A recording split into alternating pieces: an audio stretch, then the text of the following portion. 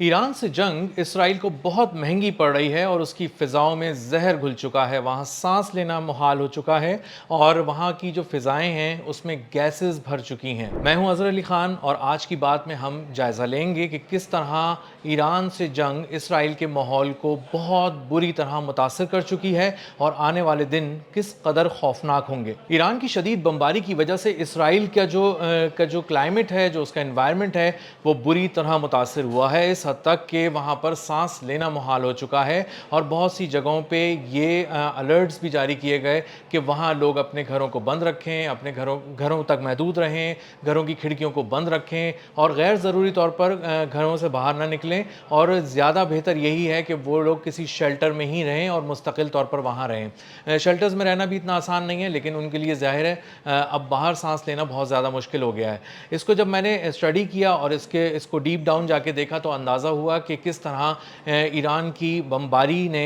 Israel को बुरी तरह तोड़ कर रख दिया है। इसराइल के शहरों पर बमबारी की गई है, उसकी बहुत ही की इंस्टॉलेशंस पे बमबारी की गई है, स्ट्रेटेजिक जो अहमियत के मकामात को तबाह किया गया है और इस बमबारी की वजह से वहाँ पे गैसों का अखराज बहुत ज़्यादा हो गया है। खुद जो बम आकर गिरते हैं, जो मिज़ाइल्स आकर गिरते हैं, वही खासी ताबकारी फैला रहे होते हैं और जहाँ वो गिरते हैं वहाँ पर तबाही फैलती है, इंफ्रास्ट्रक्चर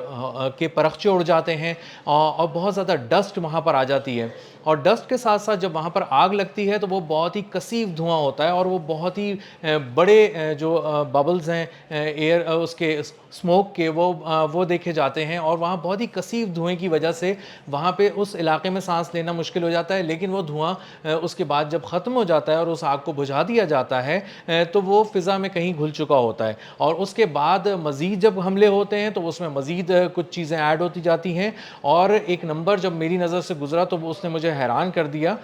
वो नंबर ये था कि कोई तकरीबन 50 लाख टन कार्बन डाइऑक्साइड का अखराज हुआ है सिर्फ 14 रोज़ के दौरान इसराइल में। और ये कई दर्जन ममालिक के बराबर जो उनकी जो क्रिएट करते हैं वो लोग पोल्यूशन, उसके बराबर है। तो इसराइल इस वक्त बहुत ही मुश्किल हालात में है, न सिर्फ इसलिए कि ईरान बहुत ज़्यादा बमबारी कर रहा है, उसने इंस्टॉलेशंस को उड़ा दिया है, उसने उसकी फ़ौजी तनसीबात को उड़ा दिया है, फ़ौज का इंफ्रास्ट्रक्चर पूरा तोड़ कर रख दिया है, शहरी इंफ्रास्ट्रक्चर तोड़ कर रख दिया है, ऑयल की तनसीबात को भी निशाना बनाया जा रहा है, बल्कि इन सब की वजह से माहौल को भी बहुत ज़्यादा नुकसान पहुँच रहा है। जो उनके कुछ केमिकल प्लांट्स हैं उनको भी निशाना बनाया गया था। कुछ ऐसी फैक्ट्रीज़ थी जो फर्टिलाइज़र प्रोड्यूस कर रही थी, फर्टिलाइज़र की प्रोडक्शन वहाँ हो रही थी, उनको भी निशाना बनाया गया ईरान की जानिब से। इसी तरह ऑयल रिफाइनरी को भी जो है वो हिफा में उन्होंने निशाना बनाया ईरान ने और उसकी वजह से बहुत ज़्यादा जो है वो ताबकारी फैली, बहुत ज़्यादा कसीफ धुआं फैल गया। और ये ईरान ने अभी 2 रोज़ पहले भी एक हमला किया, तो ये हिफा की ऑयल रिफाइनरी पे ये चंद दिनों में होने वाला दूसरा बड़ा हमला था, जिससे उस रिफाइनरी में आग लग गई, उस ऑयल फैसिलिटी को तबाह कर दिया गया और वहाँ से बहुत ज़्यादा कसीफ तादाद में धुआं उठा और उससे पूरे शहर में जो है वो काले बादल छा गए और बहुत ज़्यादा उसके जो माहौल है उसको नुकसान पहुँचा। इसी तरह जब देखा जाए कि ये जब कोई बिल्डिंग तबाह हो जाती है, कोई इंफ्रास्ट्रक्चर तबाह हो जाता है, तो उसमें बहुत सारी चीज़ें नीचे दब जाती हैं और उसको फौरी तौर पर उठाया नहीं जा सकता और वो भी जो है वो सड़ने लगती हैं बहुत सी चीज़ें और उससे भी माहौल पर बहुत ज़्यादा बुरे असरात मुरतब होते हैं। जब यही सारी ख़राब चीज़ें जो सड़ चुकी होती हैं, चाहे वो जिस्म हो या किसी भी तरह का कोई मवाद हो, जब ये ज़मीन में घुल जाता है तो वो सॉइल को भी ख़राब करता है। तो ये कई एक हवालों से बहुत ज़्यादा ख़तरनाक होता है। ना सिर्फ ये फ़िज़ा को ख़राब करता है बल्कि मिट्टी की भी साख्त को तब्दील कर देता है और मिट्टी के अंदर जब ये मिल जाता है तो ये भी अंदाज़ा होता है कि जब वाटर रिजर्वायर्स तबाह होते हैं, वाटर की कोई तनसीबात तबाह होती हैं, पानी की गुज़रगाहें तबाह होती हैं और वो जाके बारूद के साथ मिक्स होकर ज़मीन में चली जाती हैं टॉक्सिक मटीरियल्स के साथ, तो वो पानी में घुल मिल जाती हैं और उससे भी बहुत ज़्यादा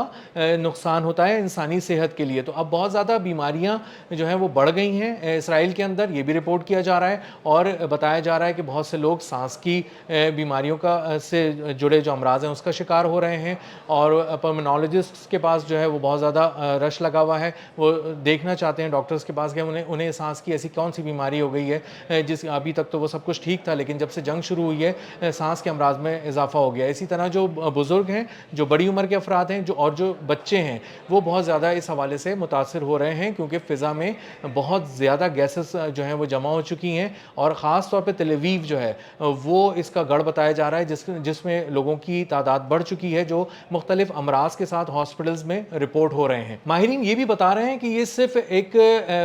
وقتی طور پہ نہیں ہو رہا ہے جو کچھ بھی ہو رہا ہے، اس کے اثرات زراعت پہ بھی بہت زیادہ پڑیں گے، اور وہاں پہ جو فصلیں ہیں وہ بہت زیادہ متاثر ہو رہی ہیں، ان پر اثرات آ رہے ہیں کیونکہ گیسز کا اخراج بہت زیادہ ہے، اور گیسز اور اس کے علاوہ جو ڈسٹ ہے، اس کے علاوہ جو کاربن کے اثرات ہیں کانٹینٹ وہ بہت زیادہ بڑھ چکا ہے، پولوشن بہت زیادہ بڑھ چکی ہے، پارٹیکولیٹ میٹر جو ہے وہ بہت زیادہ انکریز کر گیا ہے، ایئر کوالٹی انڈیکس بہت زیادہ خراب ہو گیا، تو اس کے اثرات زراعت پہ بھی پڑیں گے، نہ صرف زراعت کی تیار فصلوں پہ پڑیں گے بلکہ یہ جو فصلیں اگائی جا رہی تھیں اس کو بھی اس میں بھی اپنا کانٹینٹ ایڈ کریں گے جا کے، اور یہ انسانی صحت کے لیے خطرناک ہوگا۔ تو جو ماہرین ہیں، جو انوائرمنٹل ایکسپرٹس ہیں، وہ اس بات پہ کو بہت ہی باریک بینی سے دیکھ رہے ہیں کہ یہ صرف محض ایک جنگ کے اثرات نہیں ہیں کہ یہ کوئی اربن وارفیئر ہے جس سے کوئی شہری علاقوں کو خطرہ ہے، اس سے دیہی علاقوں کو بھی اتنا ہی خطرہ ہے، جو دور دراز کے علاقے ہیں ان کو بھی اتنا ہی خطرہ ہے، اور یہ اب اس حد تک بڑھ چکا ہے کہ اتنی بڑی پیمانے پر تباہی ہو چکی ہے کہ اس کے اثرات سمندر سے ریلیٹڈ جو کوسٹل لائنز ہیں اس پہ بھی پڑیں گے، اس کے علاوہ زراعت پہ پڑیں گے، اس کے علاوہ شہروں پہ پڑیں گے، دیہات پہ پڑیں گے، اور مٹی پہ پڑیں گے، زراعت پہ پڑیں گے، اس کے علاوہ جو پانی جو ہے وہ بہت زیادہ کنٹامنیٹڈ ہو جائے گا، آلودہ ہو جائے گا، اور اس پینے والوں کو اس کے اثرات بہت عرصے تک محسوس ہوں گے، اور آنے والے دن جو ہیں وہ اس حوالے سے زیادہ خطرناک ہوں گے، کیونکہ آنے والے دنوں میں جو یہ سارا جو ماحول ہے یہ ابھی برقرار رہے گا، اس کے اثرات ماحول میں برقرار رہیں گے، جو تباہی ہوئی ہے، جو تابکاری ہوئی ہے، جس طرح کی بھی کیمیکل پلانٹس ہیں، آئل ریفائنریز ہیں، اور یہ جا کر ایڈ اپ کریں گی چیزوں کو اس کے اندر کہ کس طرح جو ہے وہ یہ انسانی صحت کو یہ متاثر کر سکتی ہیں۔ تو یہ کئی دہائیوں تک بتایا جا رہا ہے، ماہرین کہہ رہے ہیں کہ اس کے اثرات محسوس کیے جاتے رہیں گے۔ یہ وہی اثرات ہیں جس طرح کے اثرات ایران پہ ہم نے دیکھے تھے کہ وہاں پہ جو ہے وہ زہریلی بارش ہوئی تھی، سیاہ بارش ہوئی تھی، کالی بارش ہوئی تھی، وہ سارا جو وہاں پہ ریفائنریز جلی تھیں، جو اسرائیل نے حملے کیے تھے، اور اس کے بعد ایک کثیف دھواں اٹھا تھا جس نے تہران کو خاص طور پہ بہت زیادہ اپنی لپیٹ میں لیا ہوا تھا، کالے بادل وہاں چھائے رہے تھے بہت دنوں تک، اور جو بارش ہوئی تھی وہ کالی بارش ہوئی تھی، اور یہی بتایا جا رہا تھا کہ جو اثرات ہیں یہ بہت زیادہ خطرناک ہیں۔ تو جو اسرائیل کرتا ہے برا ایران کے ساتھ، وہی اس کے ساتھ بھی ہونے لگتا ہے، اور اب اثرات جو ہیں وہ اس طرف بھی نظر آ رہے ہیں، اور اب ان کو اندازہ ہو رہا ہے کہ کس طرح جب وہ کسی اور پہ جو ہے وہ قیامت برپا کرنے کے لیے پہنچتے ہیں تو وہ قیامت خود ان کی دہلیز پہ پہنچ جاتی ہے۔ وہاں پہ بھی انہوں نے کوشش کی کہ ایرانی قوم کو پہ کھانا پانی تنگ کریں اور ان کو خوراک کے حوالے سے بھی تکلیف دیں، یہی تکلیف جو ہے وہ اب اسرائیل میں بھی محسوس کی جا رہی ہے، یہودی بھی محسوس کر رہے ہیں، جس طرح وہ چاہتے تھے کہ ایرانی قوم کو وہ خوفزدہ کریں، وہاں تو اتنی خوف نہیں پھیلا، وہاں پہ لوگ پرعزم ہو کے کھڑے ہوئے ہیں، اور نظر آ رہا ہے ہمیں ہر جگہ، بہت سارے نیوز آؤٹ لیٹس بھی رپورٹ کر رہے ہیں، لیکن اسرائیل میں جو لوگ ہیں وہ بنکرز میں بھی جانے کے بعد اب وہ زندگی سے بھی تنگ آ چکے ہیں، باہر مظاہرے کر رہے ہیں، اور ان کو اندازہ ہو رہا ہے کہ یہ لائف اب وہ بہت زیادہ جی نہیں سکتے، اور اسی لیے وہاں رجیم چینج کی ہوا لہر چل پڑی ہے، وہاں بات ہو رہی ہے، نتن یاہو کے خلاف مظاہرے ہو رہے ہیں، اس کی ایڈمنسٹریشن کے خلاف مظاہرے ہو رہے ہیں، اور آنے والے دن اندازہ یہ ہو رہا ہے کہ نہ صرف جنگ کے لحاظ سے بہت تباہ کن ہوں گے اسرائیل کے لیے، بلکہ انوائرمنٹل جو اس کے ہیزرڈز ہیں وہ بہت زیادہ ہوں گے، اور کلائمیٹ چینج جو ہے وہ اسرائیل پر بہت ہی برا امپیکٹ ڈالے گا۔ آج کے لیے اتنا ہی، اگلے ولاگ میں ملتے ہیں کچھ نئے تجزیے، کچھ نئے زاویوں کے ساتھ۔ اللہ حافظ۔